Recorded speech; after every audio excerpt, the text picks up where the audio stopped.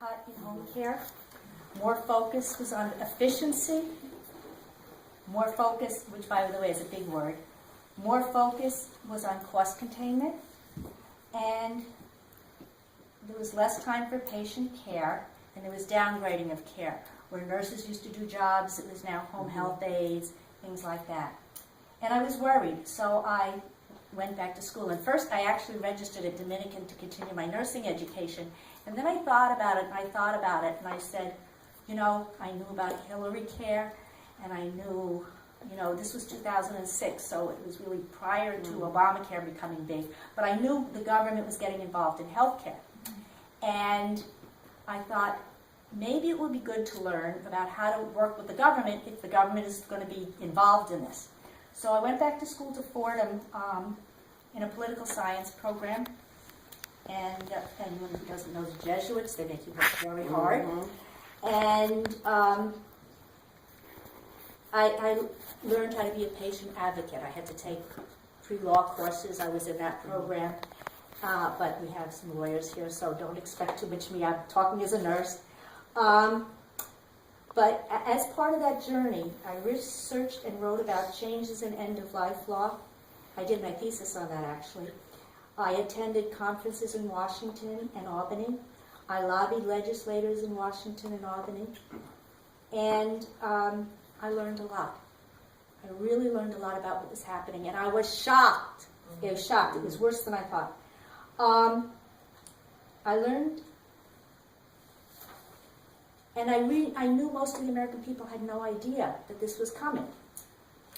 I knew because I could see it actually in the work. That's what started me.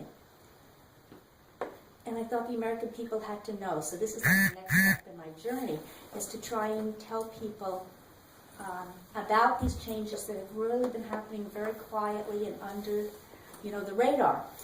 So tonight I try and give you a better picture of the new American healthcare world. And, I don't know, can you see? Yes. Am I blocking it? No.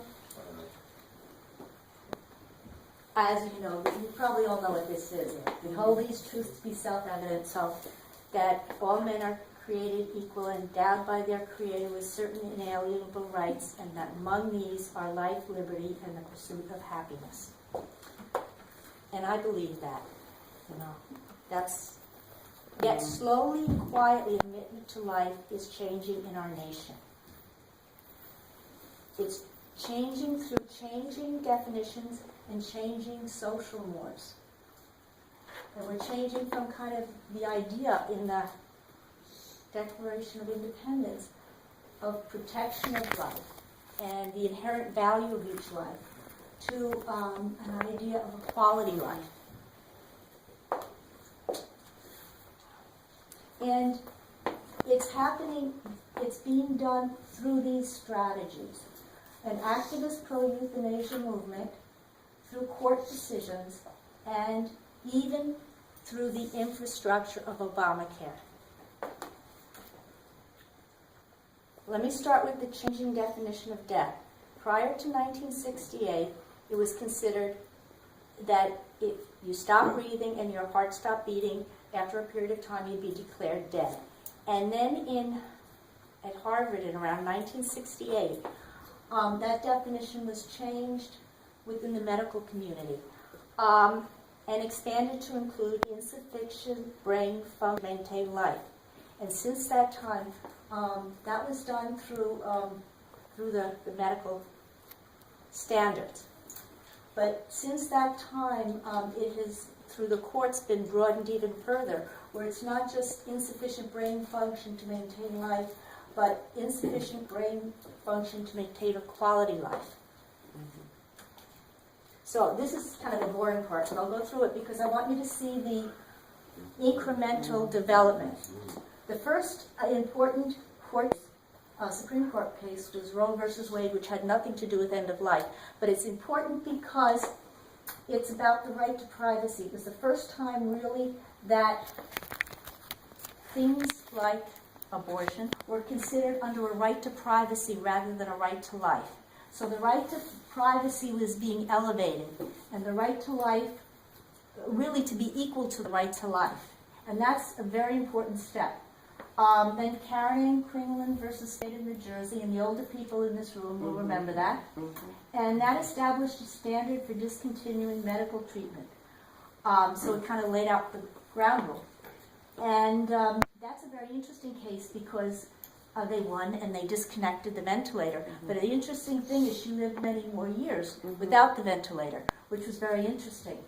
Then there's Cruzan versus Director of Missouri Department of Health, which established a standard for discontinuing food and fluids for the purpose of ending life. Karen Ann Quinlan was the ventilator. But now it could be beyond that. It was someone who was not brain dead, who was someone who was not, did not have a ventilator, did not need life support. So in order for her to end her life, they had to discontinue food and medications and fluids. That versus Quill is a very interesting decision, and it wasn't all good or all bad, but a very interesting one to read because I think it was Justice Rehnquist really gave quite a eloquent explanation of the dangers, where you would say some lives weren't good quality and therefore were not as worth protecting in the law, and that the danger of that to people who are not perfect. And so that's a really interesting one to read. Then Washington versus Glucksberg case was the decision regarding the state of Washington and the right to assisted suicide. The Shivo case established state as a decision maker, cases of contested guardianship. Gonzalez versus Oregon denied a petition by the Attorney General to strike down Oregon's Death with Dignity Act. And Baxter versus Montana is also a very interesting case because most of the states that have assisted suicide have it either through legislature or through ballots, votes. But Baxter versus Montana argued that initially, it was resolved through the courts, not through the legislative process, and not through the vote. So it was basically the court was deciding, and the argument was that, not in this, but in the previous case, is that it was a right by the Montana Constitution that people had a right to take their own life. And that would have extended to lives like suicide and things like that. That this was an inherent right of privacy that people could do this. Okay, the second part of the strategy is the growth of a determined, sophisticated, and well-funded pro-euthanasia movement. And no idea about this until I started researching this. And these are very smart people. They're very organized. They're very politically astute. There's good lawyers. They're usually the ones who bring these cases to the Supreme Court. Let's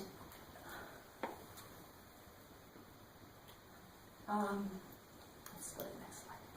If you look at this, you can look in 2009 when I did this paper. The operating budget was about $6.5 million. Now it's $7.7 million. But that's okay, some growth. But what's interesting is in 2009, 81% of the budget was for education, which was to desensitize people to the idea of suicide. And, because they are for suicide as well as assisted suicide. And now only 47% is education. And in 2009, 4% was for local presence. And now 37% is for local presence. And if you go away with nothing other than this, I say go home and Google the Compassion and Choices website. Because, you'll see how sophisticated you are. You'll see their methods, their techniques. And, they're really, they're under the radar. They're very quiet. But the fact that now that they don't need to educate, but they can move into local presence, which is political action, and actually facilitating people committing suicide, is significant to me. So that's a story there. And one of the things they do, they have like post parties, or most parties where people get together and they talk about what they want to do at the end of life. And usually there's somebody planted from the organization to kind of guide the decisions. And, you know, very sophisticated. They do a lot of political activity, as well as collective. The states with assisted suicide currently are Oregon, Vermont, and Washington State. Montana is kind of in a legal limbo, and I called the Attorney General's office in Montana, and I'm not sure I still understand, but I think it's that, I think people can still sue a doctor over giving a lethal injection, but the doctor has a defense of if the patient consents, that's a legitimate defense. So I don't think there have been a lot of suicides, she said, because doctors really don't want to be out there in the public spheres in a court case over this, but they would probably get off. Another interesting thing about this is Oregon was the first state that did legalize assisted suicide, and it's interesting that not very many people have used it. And this really goes to the heart of what I learned as a nurse, that it's, you sit there and you say, I wouldn't want to live like that. But most people, when particularly work with people with disabilities, when you have that disability, it's kind of like, well, maybe tomorrow's okay. Maybe I'll try tomorrow, and then tomorrow's not so bad. And, well, maybe a few more days. And then all of a sudden you build another life. And then it's maybe like a few more years, and you might have a good life. So that's very true to my experience, is that it's much more frightening to talk about having a disability when you're healthy than sometimes to live with it. If you have a disability, initially it's very upsetting. But sometimes, like I used to take care of spinal cord patients and everything, sometimes patients can build a good life. And afterwards, be very grateful for that life. You know, each individual is different, but it's interesting that not many more people are choosing that. The political action I talked about, the states being targeted currently are Massachusetts, Hawaii, New Jersey, Montana, Connecticut, New Mexico. It was big that Massachusetts turned it down. Obamacare, another piece of the puzzle. Why am I talking about Obamacare and healthcare here? I said I would do it. But it's, Obamacare establishes the infrastructure through which this can all be implemented. Doesn't have to be, it's not at this point, some of it is, but the infrastructure is put in place. And what do I mean? You have care management. Instead of just saying, I don't feel good, I'll go to the doctor. Now a lot of plans have you work in like a medical team or a nurse advisor or somebody with elderly folks who will kind of manage the care and say you need this, you don't need this. So you've got that kind of oversight. Off-site decision making. I cannot say how important this is. If you have a patient, you're taking care of that patient, you know that patient, you see that patient, your heart goes out to that patient, you look at them as a human being. And now they're talking about things like in nursing that, oh, that's me. I'll get that later. Now they're talking about off-site, like, well, one thing is the decision-making in Washington, the centralized decision-making of Obamacare. Decisions are made about who gets care by centralized authority or by a computer. And another very simple thing, and this is not off-site, it's kind of off-site decision-making, not exactly. But my dad came home from the hospital and I got a call. He said, I'm a nurse, and your dad was discharged, and there's a new service, we can help you. And I said, oh, good.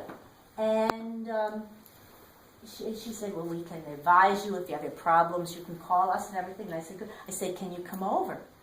And she said, no. And I said, you can't come over? I said, how are you going to help me? And she went on about she could advise me, she could talk to me, I could call her when I'm in stress. And I said, well, why, really what would help me is if you come over. She said, well, I can't come over because I'm in Minnesota.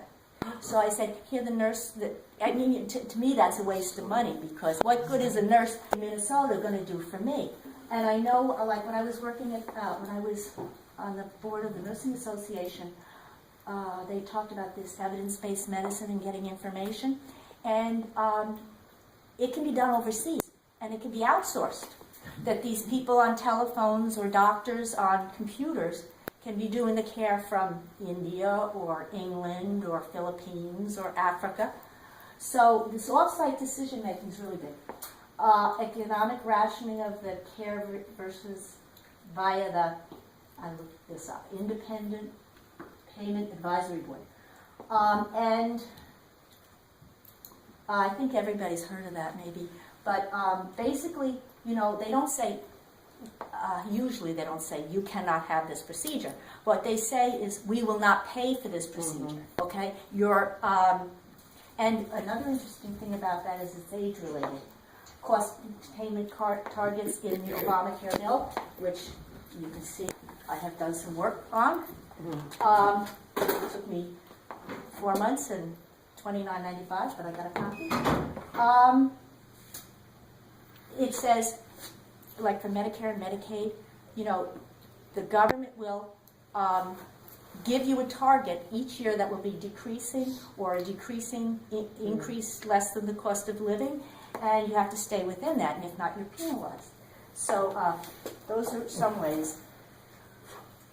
Cost-benefit analysis approach. When I was at Fordham with those Jesuits, my dean said to me, take this course on international economics, and I'm like, he said, take the course.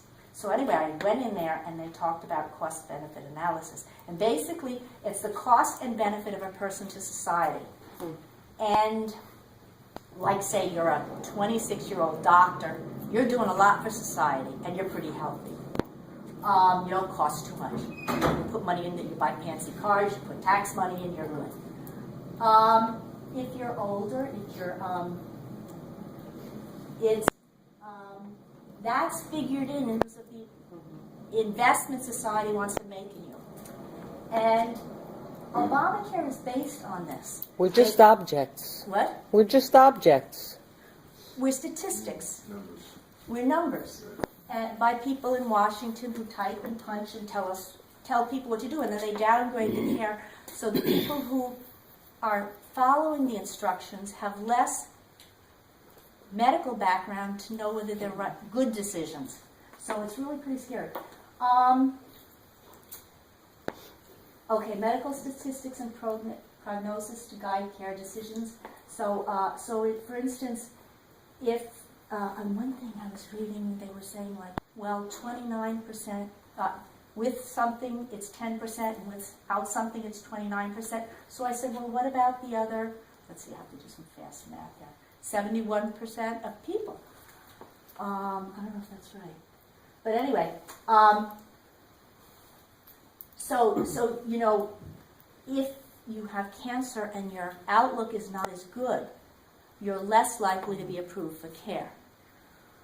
So that's pretty scary. And age is a determining factor. When I saw this, I read about it, then I saw it with my dad, and he went in for something, and they said, well, he's over 75, he's beyond the limit that will give that treatment. Mandatory end-of-life counseling, we're going to talk more about this, but the one thing that's really important here is, well, there's many things, but what I feel is really important from my experience is the subtle power the facilitator of the end-of-life counseling has. If you're talking to somebody and they say, well, let's get this treatment over with and let's go forward, you might make one decision. And if they say, well, you're going to have this chemo and it's going to make you this sick and this chemo, and then it doesn't look too good anyway, and this and that, you know, so and as part of the PULSE program, and in New York State it's called MULSE, they're trained in how the government wants them to advise you. And I did research on Europe, and in Europe, you know, people are really advised. Things said like, you know, you don't want to be a burden to your family, and this and that and the other thing. So That's very powerful how that's used. So just keep that in mind.